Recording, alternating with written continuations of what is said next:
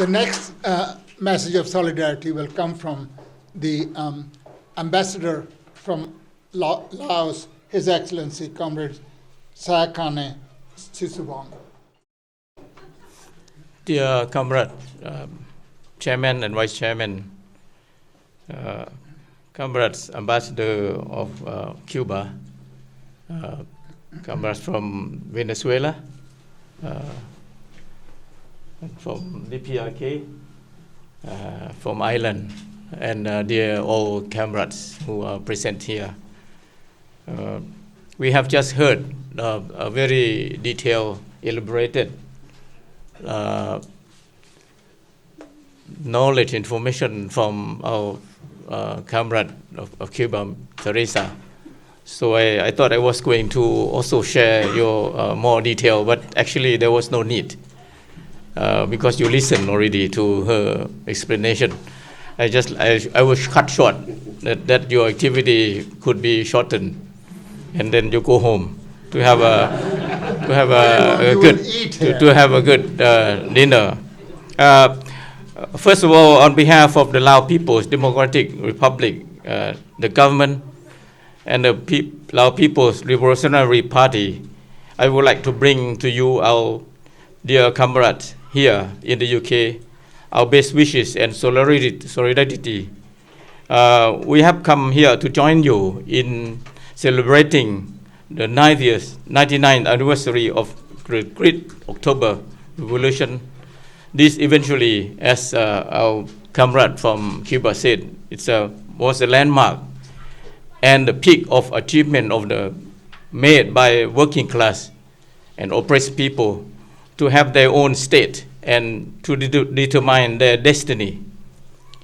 I also like to share my views on what she just said, and also the chairman said about the importance of the Great October Revolution. This is so important for mankind. It has been a turning point of a human being of our world. Actually, we are from the country that has changed from royal kingdom, capitalist system to socialist country. So it's easier for us to come and explain to you, because we are come from state that the people are in power. That is why today I would like to share with you that building a socialism takes a long time. It depends on where you are, your specific conditions, and your circumstances. It depends on the time and space that you are living. It depends on the maturity of the people in each individual country or state. So we cannot expect the same revolution that can change overnight in one place or other. It really depends on, as I said, in the case of Laos, the influence of the ideology of socialist or communist really came into being only after the Second World War, when there was a first group of revolution managed to go to France, and then to go to Soviet Union, and then to Vietnam, to China. That's why in 1955, the first Communist Party of Laos was created. That's how the struggle of Lao people was really under the very organized party. We were able to join forces with Vietnam and Cambodian. The three people really fought together. That is why in 1975, all three people managed to create their own state under socialist system. Of course, struggling under our party was not an easy task at all. I can give you very short information. For example, from 1963 to 1967, the American and the all alliances dropped 3 million tons of bombs over Laos. Then during the 60s, there were only 3 million people of Laos. Could you imagine that one person received 1 ton of bomb because of the struggle that we want to be liberated? And there was no recognition of what it has been done by the American government. And it was recognized as a secret war. But actually the legacy, the remnant of war is still being seen today. And every year hundreds of people still lost their lives because of the unexploded ordinance. Out of 3 million, 1/3 of the bomb have not exploded. 1/3 means about 80 million bomblets still scattered around the country, which covers about 1/3 of the whole country. The country is about the same size as the UK. You could imagine 1/3 of Laos has been badly contaminated by these unexploded ordinance. That is why this is one of the area where the United Nations agreed that the mining, clearance of the mines must be the 9th Millennium Development Goal of Laos, to ensure that Lao people could build socially, economically, and to be a part of international community. I would like to also mention that the Great October Revolution has forever great impact on humanity in many ways. In Asia, it came into being, as you said, as you may have seen, in China, Laos, Vietnam, in DPRK, and we have in Cuba, in the continent, American continent.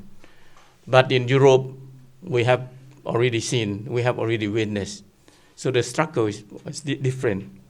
That's why the October Revolution, although has sent a great impact to human beings, but it will continue to aspire. It will continue to teach people around the world who like to liberate themselves, who like to have a equal life, to liberate from the oppression.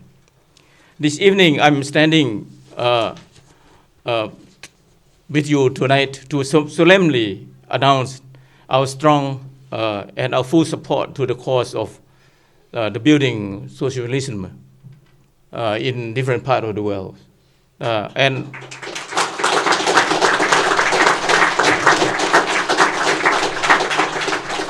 this evening also I have come to express to all of you our high appreciation, especially to the Communist Party of Great Britain, Marxist-Leninism, under the leadership of Mr. Chairman, and all Central Committee members and all the comrade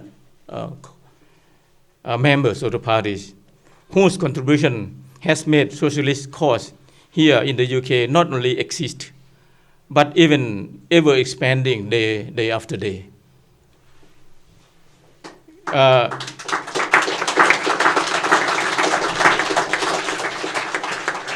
By way of concluding, I wish you, the Comrade Chairman, and the Vice Chairman, and all the rest, very good success.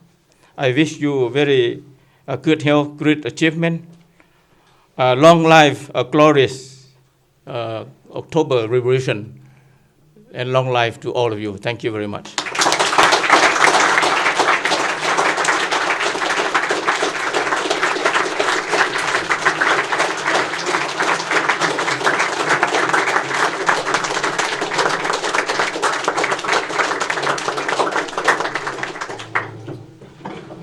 Thank you, Comrade Sayakane Sisouvong, for your lovely message. But there's one point that I'd like to make. You know that the American imperialism, British imperialism, French imperialism, and various other satellites, and their despicable flunkies from the Middle East, Saudi Arabia, Qatar, Turkey, etc., have unleashed jihadis from 80 different countries to wage war against the independent Republic of Syria. The Syrian army has been fighting heroically, and since last September, over a year ago, they've had the support of the Russian Federation, and they are fighting heroically there. Naturally, when the jihadis fight, they're using human beings, ordinary people living as human shields. And if any of them are killed in the fighting, imperialism creates such a lot of message that the Russians and the Syrians are committing human rights violations. I will not try and compare with what they have done in Fallujah. I will not try and say what they've done in etc. But you heard from the Laotian comrade that it's a small country with 3 million people, and the Americans dropped over 3 million tons of bombs. They are present by way of extending human rights to the Laotian people was over 1 ton of bomb for every inhabitant of the population.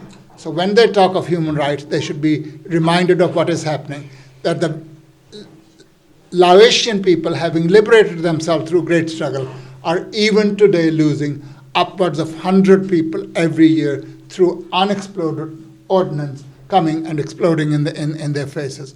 And we should demand from this meeting that they compensate the Laotian people for the losses that have been caused, and they compensate the Cuban people for the losses they have caused through their invasion at the Bay of Pigs, as well as the blockade that has caused tremendous economic loss.